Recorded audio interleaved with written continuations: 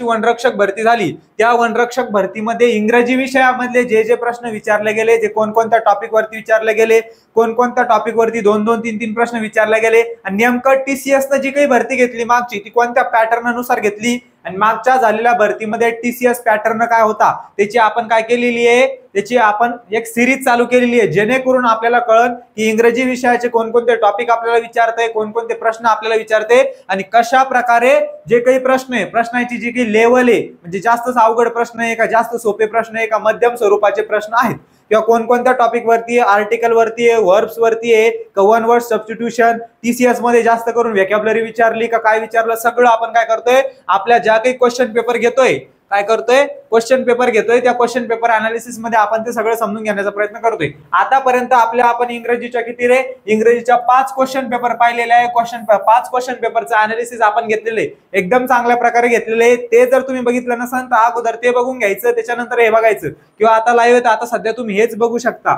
पण ते जे 5 क्वेश्चन पेपर आहे ते 5 क्वेश्चन पेपर सुद्धा महत्त्वाचे आहेत त्याच्यामुळे तुम्हाला त्या 5 क्वेश्चन पेपर सुद्धा बघाव्या लागणार आहे। 5 प्रश्नपत्रिका आपण घेतलं होतं, 5 प्रश्नपत्रिकाचं आपण अनालिसिस करून घेतलं होतं बरोबर आहे। आज आपली ही 6वी क्वेश्चन पेपर आहे, कितवी रे आज आपली 6वी क्वेश्चन पेपर असणार आहे इंग्रजीची आणि ती क्वेश्चन पेपर आपल्याला एकदम डिटेल मध्ये विथ सगळे जे काही सोल्युशन असतं जे काही विश्लेषण असतं समजून घ्यायचं आहे। ओके चला मग सुरुवात करूया आपण आपल्या पहिल्या प्रश्नापासून। पहिला प्रश्न दिलेला select the most appropriate meaning of the idiom, जे काही पहिला वाक्यप्रचार दिलेला आहे कशावरती प्रश्न आहे रे वाक्यप्रचार, दिलेल्या वाक्यप्रचाराचा अर्थ सांगा असा प्रश्न आपल्याला पहिलाच विचारलेला आहे। बघा आता वाक्यप्रचार काय दिलेला आहे ब्रीथ वन्स लास्ट। आता ब्रीथ म्हणजे काय रे, ब्रीथ या शब्दाचा अर्थ होत असतो श्वास घेणे, काय ब्रीथ या शब्दाचा अर्थ होत असतो श्वास। मग काय सांगितलं ब्रीथ वन्स लास्ट म्हणजे एखाद्याचा शेवटचा श्वास, म्हणजेच काय ह्या वाक्यप्रचाराचा अर्थ आहे शेवटचा श्वास घेणं, शेवटचा श्वास घेणे।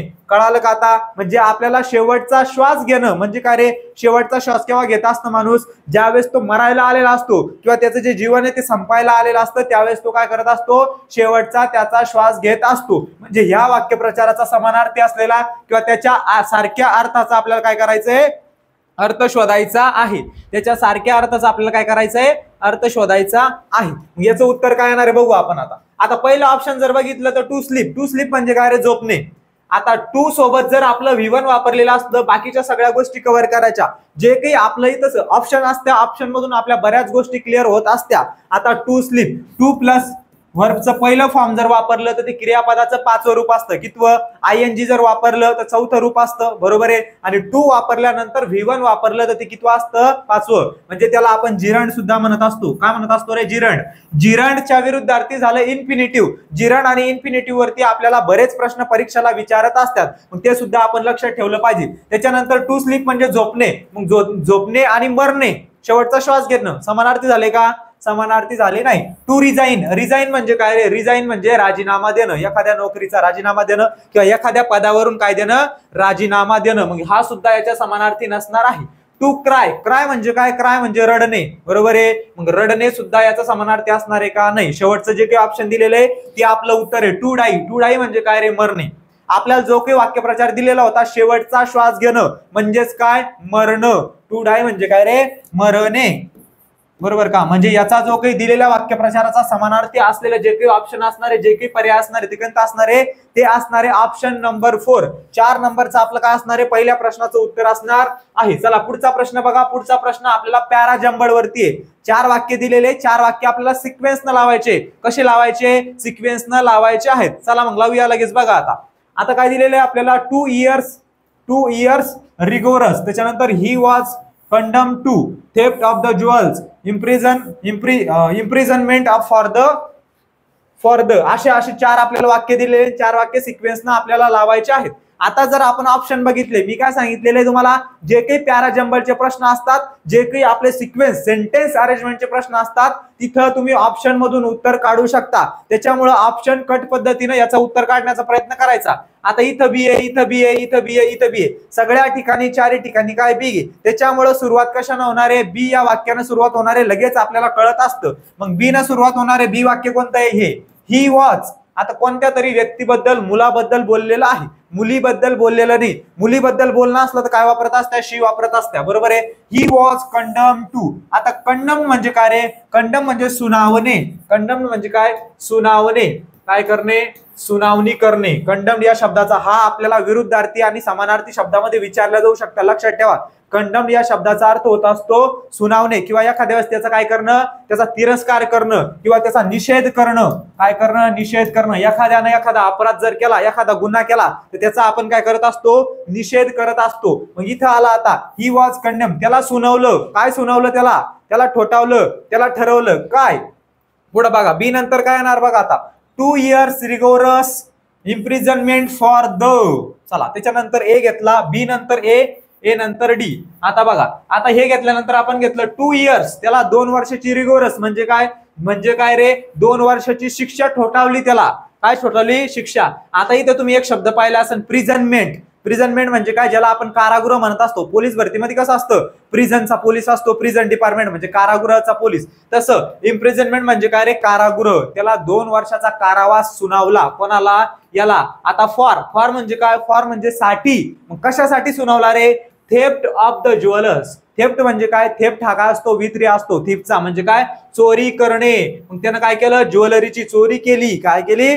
ज्वेलरीची चोरी केली. त्याच्यामुळे त्याला 2 वर्षाचा कारावास सुनावलेला आहे. म्हणजे आपलं या प्रश्नाचा बरोबर सिक्वेन्स काय असणार आहे? BADC असा असणार आहे. चला पुढे बघा. Select the most appropriate antonym. आपल्याला विरुद्धार्थी शब्द शोधायचा आहे याच्यामध्ये. मग शोधा आता बघा थ्राईव्ह म्हणजे काय रे? आता बघा इथं थ्राईव्ह म्हणजे काय? थ्राईव्ह म्हणजे भरभराट होणे. काय होणे? भरभराट होणे. शब्द सगळे पाठ करायचे. जे ऑप्शन दिलेले असतात त्या ऑप्शनचा चांगल्या प्रकारे अनालिसिस करायचा. ते सगळे शब्द पाठच आपण केले पाहिजे. भरभराट होणे किंवा विकास होणे. भरभराट होणे किंवा विकास होणे, विकसित होणे. आपल्याला आता विरुद्धार्थी विचारलं म्हणजे काय होणार आहे? भरभराट न होणे म्हणजे काय रे? की नुकसान होणं, ज्याला आपण म्हणू शकतो किंवा कमी होणं असं म्हणू शकतो. मग आपल्याला विरुद्धार्थी विचारला थ्राईव्हचा. सगळे जे काही ऑप्शन दिलेले आहे त्याचं उत्तर आपण काढू बघा. डेव्हलप म्हणजे काय? डेव्हलप म्हणजे डेव्हलपमेंट होणं. काय होणं? प्रगती होणं, विकास होणं. म्हणजे हे दोघं काय झाले रे? समानार्थी शब्द. मग अशा प्रकारे तुम्ही अभ्यास केला पाहिजे व्होकॅब्युलरीचा. म्हणजे एका शब्दापासून तुमच्या 4-4, 5-5 शब्दाचा अभ्यास झाला पाहिजे. जे शब्द इथे दिलेले त्या सगळ्या शब्दाचं तुम्ही विरुद्धार्थी शोधलं पाहिजे, समानार्थी शोधलं पाहिजे. TCS काय करत असतं? हेच करत असतं. हेच तुमचे शब्द घेत असतं. यावेळेस अँटोनिम दिला तर पुढच्याला सिनोनिम देत असतं किंवा याच्या याच्या जो अर्थाचा जो शब्द असला त्या शब्दाचा समानार्थी विरुद्धार्थी शब्द घेत असतं. त्याच्यानंतर प्रोटेक्ट म्हणजे काय? सुरक्षित करणे, सुरक्षित असणे. त्याच्यानंतर फ्रेज या शब्द. त्याच्यानंतर डिसलाइन हा शब्द. आता डिसलाइन हा शब्दाला तुम्हाला एखाद्या दिवस मोबाईलला कॉल आला. आपल्याला काय आला रे? मोबाईलला कॉल आला. मोबाईलला कॉल आल्यानंतर आपल्याकडे 2 ऑप्शन असतात. एक ऍक्सेप्ट असतं, एक काय असतं? ऍक्सेप्ट. आणि दुसरा हा वाला ऑप्शन असतो कोणता? डिसलाइन हा ऑप्शन असतो. कोणता? डिसलाइन हा ऑप्शन असतो. मग आपण काय करत असतो? डिसलाइन म्हणजे काय? कट करणं किंवा कमी होणं. इथं त्याचा अर्थ काय दिलेला आहे? कमी होणे. म्हणजे ज्याचा काही विरुद्धार्थी शब्द असणार आहे. कोणत्या शब्दाचा? थ्राईव्ह या शब्दाचा विरुद्धार्थी शब्द काय असणार आहे? डिसलाइन हा असणार आहे. कोणता असणार आहे? डिसलाइन. आणि इथं 3 नंबरचा ऑप्शन आहे बघा. 3 नंबरचा ऑप्शन लय महत्वाचं आहे, खूप महत्वाचं आहे. भरपूर वेळा आतापर्यंत विचारले गेलेले. या प्रश्नाचं बरोबर उत्तर तर आपलं किती असणार आहे? 4 असणार आहे. कमी होणं, जसं हे भरभराट होणं, विकास होणं. डिक्लाइन म्हणजे कमी होणं. याचा समानार्थी शब्द तुम्ही अजून काय करू शकता? डिक्रीज म्हणजे सुद्धा कमी होणं. पुन्हा आपण मागच्या याच्यामध्ये पाहिलं होतं डिमिनिशेस म्हणजे काय? कमी होणं. म्हणजे अशा प्रकारे तुम्हाला अभ्यास करावा लागणार आहे. तिसरा जो काही ऑप्शन आहे फ्रेज या शब्दाचा सगळ्यात महत्वाचा अर्थ काय? स्तुती करणं. एखाद्याची स्तुती करणं, प्रशंसा करणं. एखाद्याला चांगलं म्हणणं, तू लय भारी काम करतोय, तू लय चांगलं काम केलं आज, तुझ्यावरती आम्हाला गर्व आहे. म्हणजे फ्रेज या शब्दाचा अर्थ काय होत असतो? फ्रेज या शब्दाचा अर्थ होतो स्तुती करणं. सगळे शब्द लक्षात ठेवायचे, पाठच करून ठेवायचे. चला पुढे बघूया. Select the most appropriate option to fill in the blank. 4 option दिलेले. लगेच पाहायचं काय रे? ॲन, ए, द, ए. म्हणजे हा आर्टिकल वरचा प्रश्न आहे. कशावरचा? हा जो दिलेला प्रश्न आहे तो आर्टिकल वरचा प्रश्न आहे. मग जास्त आपला प्रश्न वाचण्यामध्ये वेळ वाया घालवत बसायचा नाही. आर्टिकल वरचा प्रश्न लगेच बघा. आता इथं बऱ्याच मुलांचं कन्फ्युजन होऊ शकतं प्रश्नामध्ये. कसं? The king declare. एक राजा होता, राजानं डिक्लेअर केलं. काय केलं? डिक्लेअर केलं, ठरवलं किंवा काय केलं? घोषणा केली. कशाची घोषणा केली? His eldest son. एल्डेस्ट म्हणजे काय रे? एल्डेस्ट म्हणजे मोठा सन. जो काही आपल्या वडिलांचा मोठा मुलगा असतो त्याला एल्डेस्ट म्हणत असत्या. जो लहान असतो धाकटा त्याला यंगेस्ट म्हणत असत्या. हे सुद्धा समानार्थी विरुद्धार्थी लक्षात बसलं पाहिजे. मग आता आपल्याला आता इथं नेमकं कोणतं काय येणार? आता भरपूर जणांना इथं ॲन हे येणार असं वाटत असन.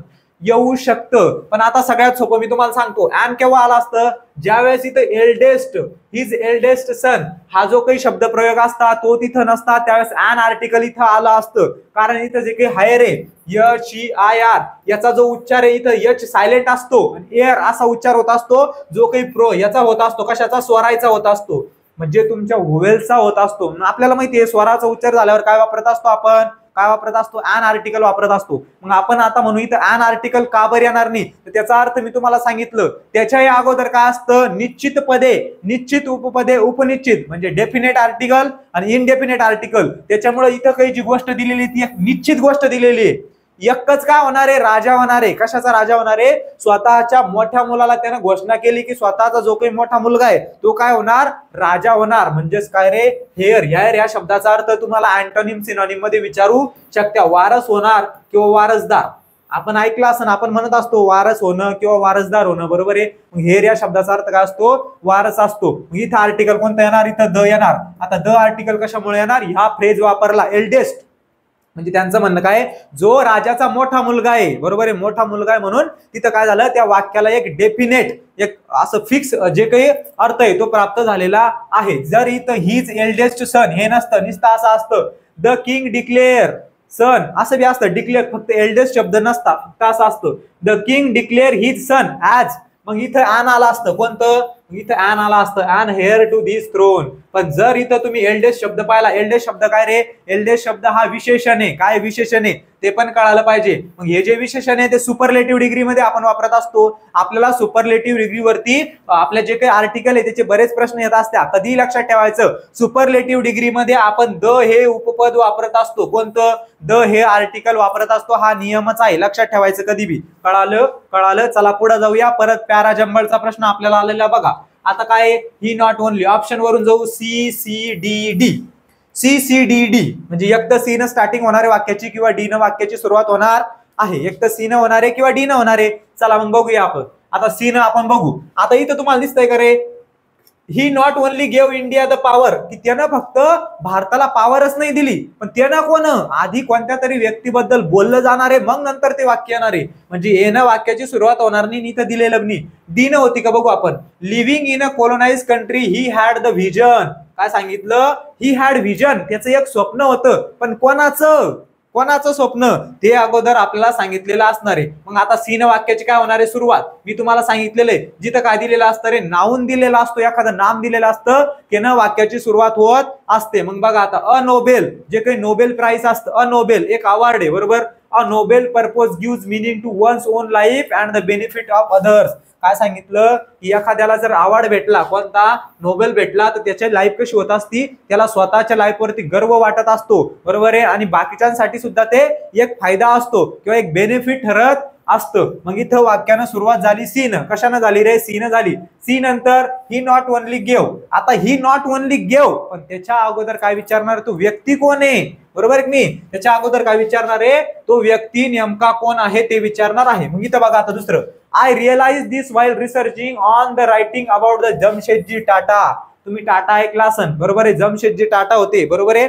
मग जमशेदजी टाटावरती मी रिसर्च करत होतो, म्हणे काय करत होतो, त्याच्याविषयी माहिती काढत होतो, माहिती शोधत होतो, त्यावेळेस मला ते कळालं. म्हणजे दुसरं वाक्य काय असणार आहे, हे असणार आहे. कळालं. मग त्याच्यानंतर बोललं, त्याच्यानंतर काय बोललं रे, त्याच्यानंतर बघा आता, living in a colonised country he had the vision. आता जमशेदजी टाटा बद्दल बोललं, मग त्याच्यानंतर ही हॅड विजन. मग तुम्हाला कळालं कोणाला विजन आहे, कोणाचं स्वप्न आहे, जमशेदजी टाटाचं स्वप्न आहे, बरोबर आहे. म्हणजे हे वाक्यानंतरच हे वाक्य येणार आहे. असे सोपे सोपे क्लू जर आपल्याला सापडले, लगेच आपलं उत्तर येत असतं. काय येत असतं, उत्तर येत असतं. चला बघा, living in a colonised country he had the vision to advance of our community of nation. काय सांगितलं, जेवढे काही राष्ट्र आहे म्हणे, त्या राष्ट्रामध्ये आपलं जे काही जेवढे काही राष्ट्र आहे म्हणे, जेवढे काही राष्ट्र आहे म्हणे, त्या राष्ट्रामध्ये चला जेवढे राष्ट्र आहे त्या राष्ट्रामध्ये आपलं जे काही राष्ट्र आहे ते राष्ट्र मोठं झालं पाहिजे म्हणे. बाकीच्या राष्ट्रापेक्षा आपलं राष्ट्र कसं झालं पाहिजे, सर्वोत्तम झालं पाहिजे, चांगलं झालं पाहिजे, असं त्यांचं म्हणणं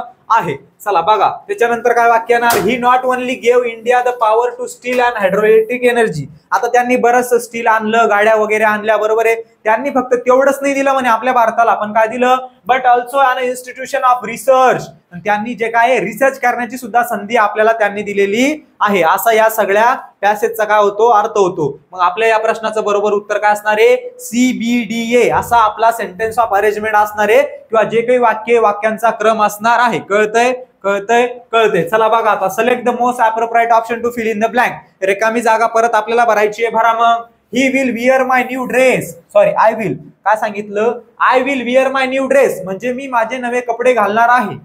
मी कोणते कपडे, एखाद्याचं लग्न आहे, भावाचं लग्न, बहिणीचं लग्न, मामाच्या मुलीचं लग्न, आत्याच्या मुलाचं लग्न, कोणाचं तरी लग्न आहे, मग आपण काय करतो, नवीन ड्रेस घालत असतो. मग मी नवीन ड्रेस घालणार आहे. पुढे काय म्हणलं, you should also where. Where म्हणजे काय रे, विअर म्हणजे परिधान करणं, म्हणजे कपडे घालणं, बरोबर आहे, काहीतरी घालणं. मग I will wear my new dress, मी माझा नवीन ड्रेस घालणार आहे. मग यू शुड ऑल्सो विअर, तुला पण घालायला पाहिजे. कोणाचा, तू कोणाचा ड्रेस घालणार आहे, दुसऱ्याचा घालणार आहे का, नाही. मग कोणाचा घालणार आहे, युअर्स. कोणाचं घालणार आहे, युअर्स, म्हणजे तुला सुद्धा तुझा काय घालायला पाहिजे, ड्रेस घालायला पाहिजे. आता इथं युअर्स वापरलं, हे युअर्स काय रे, हे जे पोझेसिव्ह प्रोनाउन आहे, कोणतं, सेकंड पर्सन प्रोजेसिव्ह प्रोनाउन, म्हणजे जो काही दुसऱ्या माणसाला उद्देशून आपण बोलत असतो, समोरच्या 2 नंबरच्या, म्हणजे आपल्या समोरच्या व्यक्तीला आपल्याला बोलणं असलं तर आपण यू वापरत असतो. काय वापरत असतो, यू वापरत असतो. इकडचा यू जर तिकडे गेला तो युअर्स होत असतो, बरोबर आहे, म्हणजे तो झाला सेकंड पोझेसिव्ह प्रोनाउन. कळालं कळालं. मग इथं आता आपण म्हणून सर इथं सुद्धा युअर्स आहे आणि इथं सुद्धा युअर्स आहे, मग हे युअर्स का बरं वापरलं नाही, हे युअर का बरं वापरलं तुम्ही न, तर असं कधीच वापरत नसतं, हे चुकीचं आहे. कसं आहे, हे चुकीचं दिलेलं आहे. इथं कधीच युअर मध्ये इथं ऍपोस्ट्रॉफी एस लागत नसतो. कुठं लागत असतो रे, असा लागत असतो कधी कधी युअर, यू झाल्यानंतर आरच्या अलीकडे लागत असतो, किंवा यूच्या डोक्यावरती लागत असतो ऍपोस्ट्रॉफी एस. हे असा शब्द चुकीचा, यांनी इथं दिलेला असा शब्द नसतो. युअर, आता मी तुम्हाला पहिले सांगितलं की ते नंतर युअर्स होत असतं. काय होत असतं, युअर्स, तुझे, बरोबर आहे. आणि युअर सेल्फ म्हणजे काय, युअर सेल्फ म्हणजे तुझं तुझं.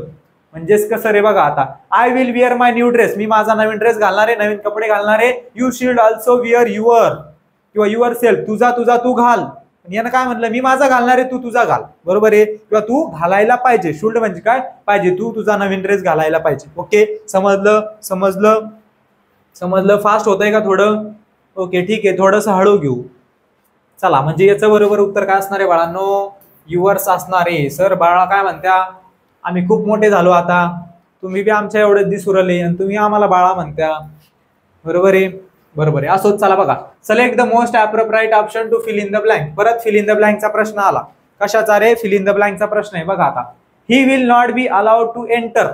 काय सांगितलं, he will not be allowed. Allow म्हणजे काय रे, अलाउ म्हणजे अलाउ करणं, म्हणजे कसं, बरेच असे इंग्रजी शब्द असतात त्याचे मराठी मधले शब्द आपल्याला कळत नाही. म्हणजे परवानगी देणं, अलाउ म्हणजे काय, परवानगी देणं. आता he will not be allowed, not be allowed म्हणजे त्याला परवानगी दिली नाही, किंवा त्याची परवानगी घेऊ शकत नाही. कशामुळं, टू एंटर, टू एंटर आतमध्ये येणं. मग पुढे dash dash, he has admit card. मग इथं या प्रश्नाचं बरोबर उत्तर काय असणार आहे, अनलेस असणार आहे. काय असणार आहे, ज्यावेळेस आपण अनलेस हा शब्द इथं ठेवू, आता अनलेस इथं कंजक्शनचं काम करत असतो. जो काही शब्द असतो, जो काही अव्यय असतो, तो 2 वाक्याला जोडत असतो, त्याला काय म्हणत असतो आपण, कंजक्शन म्हणत असतो. कधी कधी जे कंजक्शन असत्या ते आपले जे काही प्रिपोजिशन असत्या त्याचं काम सुद्धा करत असत्या. Okay okay. चला बघा, मग अनलेस म्हणजे काय रे, अनलेस म्हणजे जर नसेल तर. अनलेसचा अर्थ काय होतो, जर नसेल तर, जर नसेल तर. आता पूर्ण वाक्याचा अर्थ तुम्हाला सांगतो लगेच बघा. He will not be allowed to enter unless he has the admit card. जर त्याच्याकडे ऍडमिट कार्ड नसन, जर तुम्ही एखाद्या परीक्षेला गेले, वनरक्षक भरतीच्या परीक्षेला गेले, समजा तुमच्याकडे ऍडमिट कार्ड नसलं, तुम्हाला मध्ये येऊ देईन, कधी मध्ये येऊ देईन, मध्ये येऊ देणार नाही. मध्ये येऊ देतील का, मध्ये येऊ देणार नाही. म्हणजे ह्या शब्दामध्ये आपण जरी तरी रिकाम्या जागी अनलेस टाकलं तर बरोबर वाक्याचा अर्थ निघत असतो. जर तुमच्याकडे प्रवेश पत्र नसलं तर तुम्हाला प्रवेश भेटणार नाही. कुठेही जा, कोणत्याही परीक्षेला जा. त्याच्यानंतर इफ, इफ म्हणजे काय रे, जर. इफ ठेवून बघा, he will not be allowed to enter if, जर जर जर he has the admit card. आता अनलेस हा कसा आहे, निगेटिव्ह शब्द आहे, लक्षात ठेवायचं. कधी बी आपल्याला वाटेल की पॉझिटिव्ह आहे, निगेटिव्ह शब्द आहे म्हणून पुढे नॉट वगैरे काही वापरलं नाही, पण आपण जर इथं वापरलं, he will not be allowed to enter, त्याला मध्ये जाऊ द्यायला जाणार नाही. If he has the admit card, जर त्याच्याकडे ऍडमिट कार्ड असलं तरी त्याला मध्ये जाऊ द्यायला जाणार नाही. म्हणजे इफ जर टाकलं तर असा अर्थ तिथं होतो, बरोबर आहे. अंटिल म्हणजे काय, आता बऱ्याच जणांना वाटत असेल, मला बी वाटलं असतं की इथं अंटिल म्हणजे जोपर्यंत, जोपर्यंत हा शब्द इथं काबर नाही येणार, हा शब्द काबर नाही वापरायचा आपण. बघा तुम्हाला दाखवतो वापरून. आता he will not be allowed to enter, त्याला एंट्री दिली जाणार नाही जोपर्यंत he has the admit card. इकडे नॉट शब्द पाहिजे होता एक नॉट, पण त्यांनी दिलेला आहे का? नाही. मग जोपर्यंत त्याच्याकडे ऍडमिट कार्ड आहे असा अर्थ होतो अंटिल टाकल्यानंतर. जोपर्यंत त्याच्याकडे ऍडमिट कार्ड आहे, प्रवेश पत्र आहे, तोपर्यंत त्याला प्रवेश भेटणार नाही. प्रवेश पत्र असल्यावर प्रवेश भेटणार नाही म्हणजे वाक्याचा अर्थ बरोबर मिळतो का? नाही. पण अनलेस हा शब्द निगेटिव्ह शब्द आहे. कसा शब्द आहे? नकारात्मक शब्द आहे, निगेटिव्ह शब्द आहे. त्याच्यामुळे तो काय अनलेस मुळे इकडे नॉट ऑलरेडी लागत असतं. अनलेसच कसा शब्द आहे? निगेटिव्ह शब्द आहे, नकारात्मक शब्द आहे. त्याच्यामुळे या पूर्ण वाक्याचा अर्थ काय असणार आहे? जोपर्यंत त्याच्याकडे प्रवेश पत्र नसेल तर तोपर्यंत, किंवा ज्याच्याकडे काय नसेल प्रवेश पत्र नसेल त्याच्याकडे, तर त्याला प्रवेश भेटणार नाही. म्हणजे या प्रश्नाचं बरोबर उत्तर असणार आहे अनलेस. चला पुढचा प्रश्न बघा. पुढचा प्रश्न बघा. पुढचा प्रश्न बघा. बघा बघा बघा. हा बघा. चला चला. अरे क्वेश्चन पेपर आहे त्याच्यामुळे आपण फास्ट घेत असतो. ज्यावेळेस टॉपिक घेतला, टॉपिक आपण हळूवार पद्धतीने घेऊ. ओके. फक्त क्वेश्चन पेपर जे आहे ते क्वेश्चन पेपर फक्त आपल्याला समजला पाहिजे की क्वेश्चन कसे विचारले होते. पूर्ण क्वेश्चन पेपर मध्ये तुम्हाला सगळंच, असं नाही की परीक्षा जवळ असली आणि 15 दिवसामध्ये आम्ही पूर्ण इंग्रजी शिकवून घेऊ, असं होत नसतं. किंवा नुसत्या क्वेश्चन पेपर वरती आम्हाला 30 पैकी 30 मार्क इंग्रजीला भेटन असं सुद्धा होत नसतं. 30 पैकी कुठेतरी 10-12 मार्काचा फरक, 10-12 मार्काचा तुम्हाला काय होत असतो? बेनिफिट क्वेश्चन पेपर मधून होत असतो. क्वेश्चन पेपर तुम्हाला फक्त कृष्णासारखा मार्ग दाखवण्यासाठी असतात की बाबा तुला हे टॉपिक येणार आहे, असे प्रश्न येणार आहे, तुला कसं सोडवायचंय, काय सोडवायचंय, ते जे काही निर्णय असत्या, जी काही प्लॅनिंग असते ती तुम्हाला स्वतः करावी लागते. फक्त जे काही आपल्या क्वेश्चन पेपर असत्या ते काय असत्या? मराठी विश्लेषण सुद्धा आज संध्याकाळी होणार आहे. टेन्शन घेऊ नका, आज किंवा उद्या 100% होईल. आता बघा काय सांगितलं मी की ज्या क्वेश्चन पेपर असतात ते आपल्याला मार्ग दाखवत असत्या कोणते टॉपिक येणार आहे, कशा प्रकारे प्रश्न येत असतात. बघा आता, part of the following sentence have been given as option to the error. काय सांगितलं रे? Spelling error. बाकीचं वाचत बसायचं नाही, कुठेतरी 5 सेकंद वाया जाईल. परत परत सांगत असतो की आपल्याला पूर्ण वाक्यामध्ये एक स्पेलिंग अशी आहे, एक शब्द असा आहे, त्या शब्दाची स्पेलिंग चुकलेली आहे. काय स्पेलिंग? बघा मग आता, she went on leave without permission. किती लिव्ह वरती गेली? ती सुट्टीवर गेली. विदाउट परमिशन, तिनं परमिशन घेतली नाही तरी ती सुट्टीवर गेली. रिगार्डलेस ऑफ द कॉन्सिक्वेन्स, तिनं काय घेतली नाही? परमिशन घेतली नाही किंवा परवानगी घेतली नाही तरी ती सुट्टीवरती गेली. मग आता इथं तुम्ही पाहिला असेल परमिशन हा शब्द इथं चुकीचा दिलेला आहे. तर परमिशन या शब्दाची स्पेलिंग काय असते? PERMISS असतं. काय असतं? डबल एस असतं. इथं फक्त एसच दिलेला एकटा. मग इथं काय असणार आहे? परमिशनची स्पेलिंग PERMISSION. परमिशन म्हणजे परवानगी असणं, परवानगी देणं. म्हणजे ह्या प्रश्नाचं बरोबर उत्तर काय असणार आहे? आपलं ऑप्शन नंबर 4. कारण ऑप्शन नंबर 4 मध्ये जे काही परमिशन शब्द आहे, परमिशन शब्दाची स्पेलिंग चुकलेली आहे. चला बघा पुढे बघा. Select the most appropriate synonym. पहिले आपल्याला विरुद्धार्थी आलं, आता समानार्थी शब्द आलं. काय आलं? समानार्थी शब्द. मग आता वरती एक शब्द दिलेला आहे, त्या शब्दाचा आपल्याला समानार्थी म्हणजे सिनोनिम शोधायचा आहे. आता एंडो या शब्दाचा अर्थ होत असतो एखाद्याला काहीतरी बहाल करणं, किंवा तुम्ही जर लय मन मोकळे असले तर तुम्ही काय करत असता? दान करत असता. दान करणं म्हणजे कसं रे? देणगी देणं. काय देणं? देणगी देणं. दान करणं किंवा देणगी देणं, काहीतरी एखाद्याला बहाल करणं म्हणजे काय? इंडो. मग आपल्याला ह्याच शब्दाचा काय शोधायचा आहे? सिनोनिम शोधायचा आहे, समानार्थी शब्द शोधायचा आहे. बघा मग आता, इस्केप म्हणजे काय रे? इस्केप म्हणजे निसटणे. काय करणं? निसटणं. शिवाजी महाराजांनी कोणाच्या तरी हातावरती तुरी दिल्या होत्या आणि ते त्याच्यातून निसटून गेले होते. त्याचा जो काही हे होता काय, त्याच्या चंगुलमधून ते निसटून गेले होते. निसटून जाणं म्हणजे काय? पळून जाणं, निसटून जाणं, एखाद्या गोष्टीमधून निघून जाणं, त्याला म्हणत असतो आपण इस्केप. काय म्हणत असतो? इस्केप. मग हा शब्द सुद्धा महत्वाचा आहे, लक्षात ठेवा. निसटून जाणं लिहून देतो. निसटून जाणे. चला मग हे समानार्थी झाले का रे? दान करणं आणि निसटून जाणे समानार्थी होतात का? समानार्थी होत नाही. अपोज म्हणजे काय रे? अपोज म्हणजे विरुद्धार्थी. अपोजिट जसं विरुद्धार्थी असतं तसं अपोज म्हणजे एखाद्या व्यक्तीचा, एखाद्या कशाचा तरी विरोध करणं. काय करणं? विरोध करणं. त्याच्यानंतर डिस्ट्रॉय म्हणजे काय? एखाद्या गोष्टीला डिस्ट्रॉय करणं म्हणजे काय? नष्ट करणं, एखाद्या गोष्टीला उद्ध्वस्त करणं. मग डिस्ट्रॉय या शब्दाचा अर्थ काय होतो? नष्ट करणं. काय करणं? एखाद्या गोष्टीला. सगळे शब्द महत्वाचे लिहून घ्या. आणि याचा जो काही समानार्थी शब्द असणार आहे तो काय असणार आहे? बेस्टो असणार आहे. काय असणार आहे? बेस्टो. त्याचा सुद्धा अर्थ तेच होतो, देणगी देणं किंवा काहीतरी बहाल करणं किंवा कोणाला तरी मोकळ्या मनानं काहीतरी देणं. म्हणजे आपला एंडो शब्दाचा समानार्थी शब्द काय असणार आहे? बेस्टो शब्द असणार आहे. या सगळ्या ऑप्शनचे समानार्थी विरुद्धार्थी शब्द शोधून लिहायचे. ज्या वेळेस आपण व्होकॅब्युलरी घेऊ, तुम्हाला एका शब्दाचा समानार्थी सांगन, विरुद्धार्थी सांगन, किंवा एखादा त्याच्यावरून वाक्य प्रचार तयार होत असला, फ्रेज तयार होत असला, ते सुद्धा मी तुम्हाला सांगणार आहे. म्हणजे या प्रश्नाचं आपलं बरोबर उत्तर काय असणार आहे? बेस्टो असं असणार आहे. Select the most appropriate option to fill in the blank. परत फिल इन द ब्लँकचा प्रश्न आला. खाली तुम्हाला दिसतंय ऑन काय रे, टू काय, इन काय, ओव्हर काय, हे सगळे प्रिपोजिशन आहे. काय सगळे प्रिपोजिशन आहे. रोज तुम्हाला प्रिपोजिशन वरती प्रश्न येतोय. मग जर तुम्हाला रोज रोज रोज रोज प्रिपोजिशन वरती प्रश्न येत असेल तर आपल्याला कळालं पाहिजे की प्रिपोजिशन हा टॉपिक सुद्धा खूप महत्वाचा आहे. आपण चांगल्या प्रकारे समजून घेतला पाहिजे. प्रिपोजिशन मध्ये भरपूर सारे फ्रेजेस वापरलेले असतात. काय वापरलेले असतात? फ्रेजेस.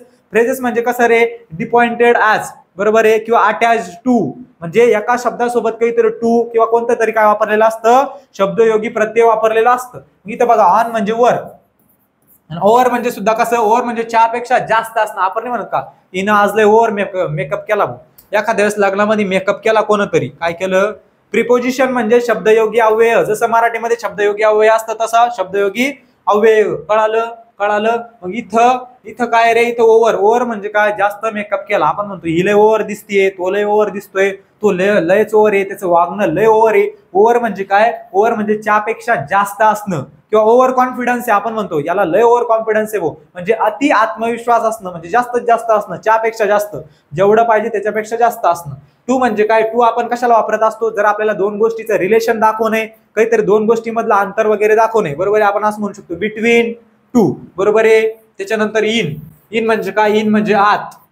इन म्हणजे काय? आत किंवा च्या मध्ये असं काही आपल्याला दाखवणं असलं तर आपण इन हे प्रिपोजिशन अवयव वापरत असतो. He was appointed to. आता इथं हा एक नियम आहे. कोणता नियम आहे? मी तुम्हाला सांगितलं, शब्दयोगी टॉपिक व्यवस्थित पाहायचा, प्रिपोजिशन हा टॉपिक व्यवस्थित पाहायचा. त्याच्यामध्ये हा फ्रेजच तयार झाला. कोणता? Appointed to.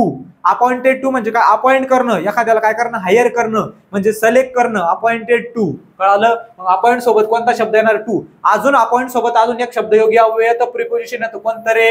As. He has appointed as, की त्याला हायर केलं, त्याला नियुक्त केलं. अपॉइंट म्हणजे काय? त्याला नियुक्त करणं, त्याची निवड करणं.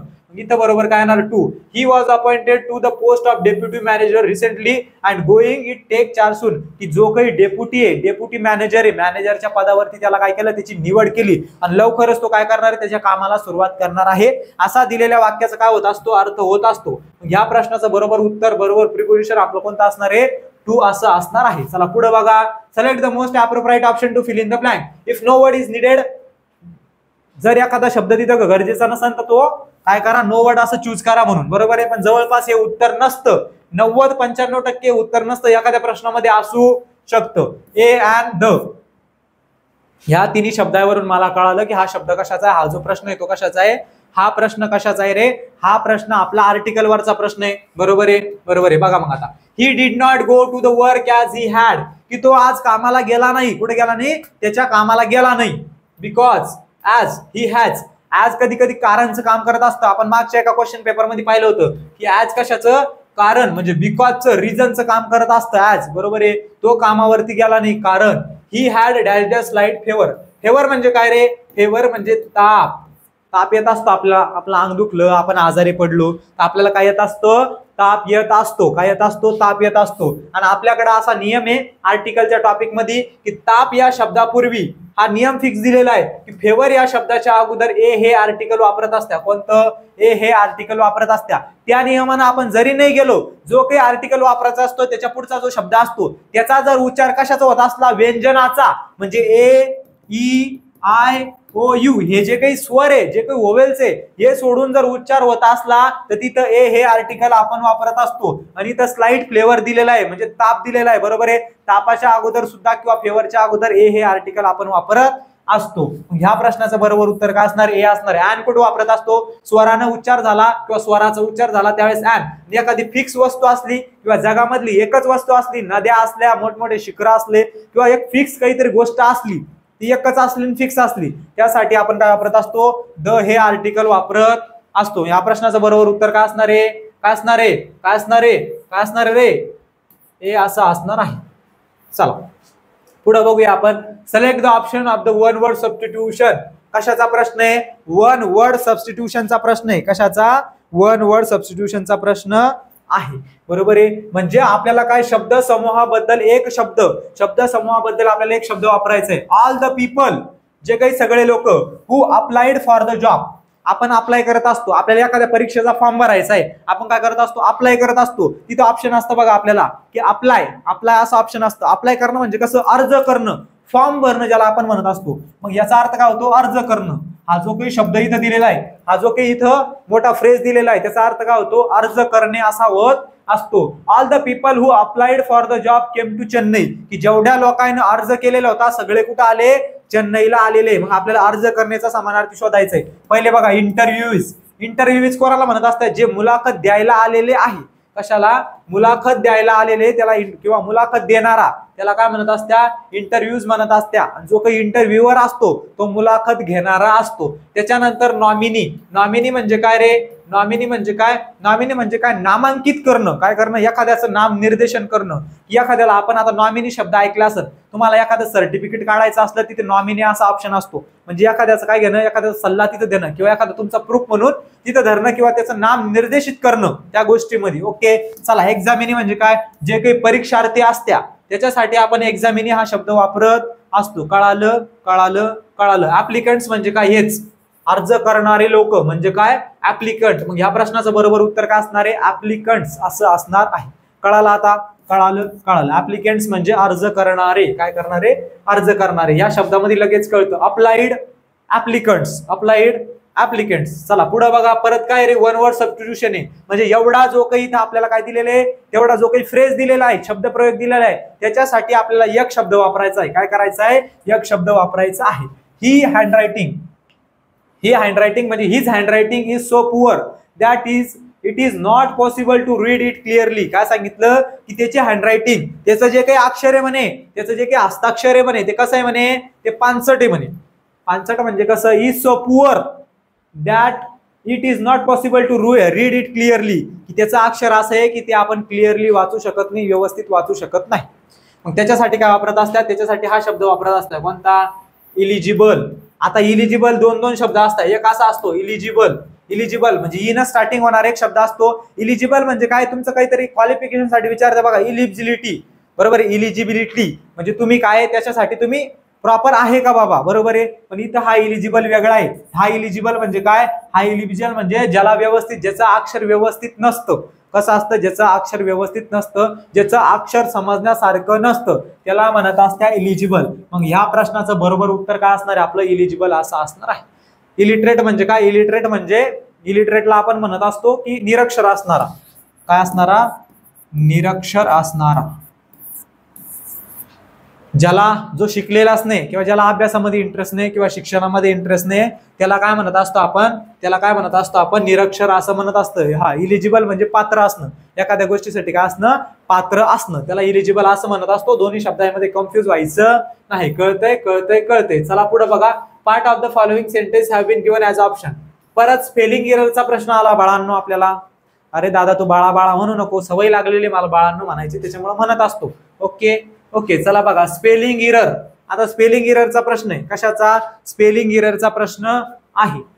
Integrity and commitment may not bring immediate benefit but they pay eventually. इथं या वाक्यामध्ये एक शब्द असा असणार आहे की त्या शब्दाची स्पेलिंग चुकलेली असणार आहे. तो जो इथं शब्द दिलेला आहे कमिटमेंट. कमिटमेंट या शब्दाची स्पेलिंग अशी कधीच नसते. तर कशी असते रे? COMM असतं. काय असतं?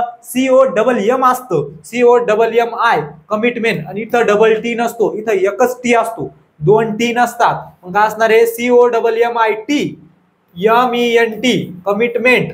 MENT कमिटमेंटची स्पेलिंग अशी असणार आहे. यांनी मात्र इथं कशी दिलेली आहे? चुकीची दिलेली आहे. म्हणजे या प्रश्नाचं बरोबर उत्तर काय असणार आहे? आपलं ऑप्शन नंबर 4 असणार आहे. कळालं? कळालं? समजते आता सगळ्यांना? इथं या प्रश्नाचं बरोबर उत्तर काय असणार आहे? 4 असणार आहे. फक्त स्पेलिंग एरर मध्ये एक महत्वाचा असा शब्द असतो की त्याच्यामध्ये स्पेलिंग मिस्टेक असते. कधी कधी हा महत्वाचा शब्द दिसतो इंटिग्रिटी, तो सुद्धा चुकीचा असू शकतो. इमिडिएट हा सुद्धा चुकीचा असू शकतो. हा तेच हे जे महत्वाचे शब्द आहे ते शब्द कसे असू शकतात? चुकीचे असू शकतात. ते फक्त आपल्याला कळालं पाहिजे. चला पुढे बघा.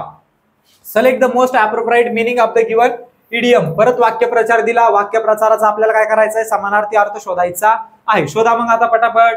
Keep one's eye open. Keep one's eye open म्हणजे काय रे? आई ओपन म्हणजे काय? आई म्हणजे डोळा. सोपं तर लगेच वाचून कळतं आपल्याला. आई म्हणजे डोळा, ओपन म्हणजे उघडणं. म्हणजेच काय? डोळे उघडे ठेवणं. डोळे उघडे ठेवणं. उघडे ठेवणं. डोळे उघडे ठेवणं म्हणजे कीप वन्स आईज ओपन. काय करणं? एखाद्याचे डोळे उघडे ठेवणं. बरोबर आहे. बघा आता 4 ऑप्शन मधला समानार्थी. टू स्केअर समवन, आता शेवटच्यापासून वरती जाऊ, उत्तर आपण शेवटीला घेत असतो, बरोबर आहे. टू स्केअर समवन, स्केअर म्हणजे काय, स्केअर म्हणजे घाबरवणे, स्केअर म्हणजे काय, घाबरवणे. टू स्केअर समवन, समवन म्हणजे एखाद्याला घाबरवणं म्हणजे डोळे उघडे ठेवणं. समानार्थी होतंय का, समानार्थी होत नाही, म्हणजे हे आपलं या प्रश्नाचं उत्तर नसणार आहे. टू लव्ह समवन, आता ह्या ऑप्शनचा तुम्हाला काही अर्थ सांगायची गरज नाही, तो सगळ्यांना कळालाच असन. टू लव्ह समवन म्हणजे काय, एखाद्यावरती प्रेम करणं, एखाद्याला प्रेम करणं, बरोबर आहे, बरोबर आहे. एखाद्याला प्रेम करणं आणि डोळे उघडे ठेवणं दोन्ही समानार्थी झाले का, दोन्ही समानार्थी झालेले नाही. टू स्टेअर ऍट समवन, मी तुम्हाला अगोदरच बोललो होतो, तुमच्या ज्या काही क्वेश्चन पेपर असत्या त्या क्वेश्चन पेपरचा जुळता मिळता संबंध असतो. आता इथं स्टेअर हा शब्द आहे, स्टेअर हा शब्द तुम्हाला कशासाठी विचारला होता रे, स्टेअर हा शब्द तुम्हाला समानार्थी शब्दासाठी विचारला होता. कोणत्या समानार्थी, कालच्या का परवाच्या क्वेश्चन पेपर मध्ये पाहिलं आपण. स्टेअर शब्द तुम्हाला गेज या शब्दाच्या समानार्थी शब्दाबद्दल विचारला होता का नाही.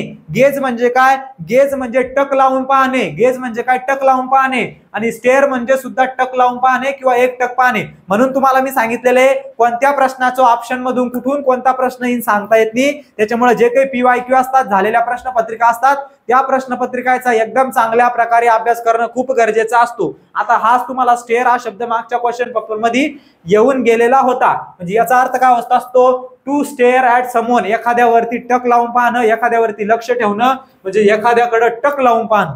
कळालं. पहिलं ऑप्शन या प्रश्नाचं काय असणार आहे, उत्तर असणार आहे to be on alert. Alert म्हणजे काय, सतर्क राहणे. आपल्याला एखादी जबाबदारी दिली, काम दिली, तर आपल्या घरचे सांगत्या की तू डोळे उघडे ठेवून हे काम कर, बरोबर आहे. डोळे उघडे ठेवून राखण कर, काहीतरी शेताची पक्षी येऊ नये, काही खाऊन जाऊ नये, म्हणून काय करायचं, सतर्क राहायचं. कसं राहायचं, सतर्क. म्हणजे हा काय असणार आहे, कीप वन्स ओपन. हा काय असणार आहे, keep one's eye open, to be on alert. हे दोन्ही समानार्थी शब्द किंवा समानार्थी वाक्यप्रचार असणार आहे. कळालं, याचं उत्तर कळालं. बाकीचे सुद्धा नोट करत चालायचे जे जे महत्वाचे शब्द आहे. आता स्केअर हा शब्द, स्केअर म्हणजे घाबरणे, हा शब्द सुद्धा तुम्हाला समानार्थी विरुद्धार्थी मध्ये विचारला जाऊ शकतो. आता हा काल परवा झालेल्या क्वेश्चन पेपर मध्ये आपण हा शब्द घेतलेला होता, बरोबर आहे. सांगितलं होतं का नाही, सांगितलं होतं. त्याच्यामुळे हे सगळं जे काही अनालिसिस असतं, अनालिसिस करणं खूप गरजेचं असतं, तेच महत्वाचं असतं, तेच काय असतं, महत्वाचं असतं. आतापर्यंत आपण आपल्या 6 क्वेश्चन पेपर पाहिल्या. 6 क्वेश्चन पेपर मधले आपण किती रे, 6 क्वेश्चन पेपर मधले आपण प्रत्येक क्वेश्चन पेपरच्या 15 प्रश्नांचा अनालिसिस करून घेतलेलं आहे.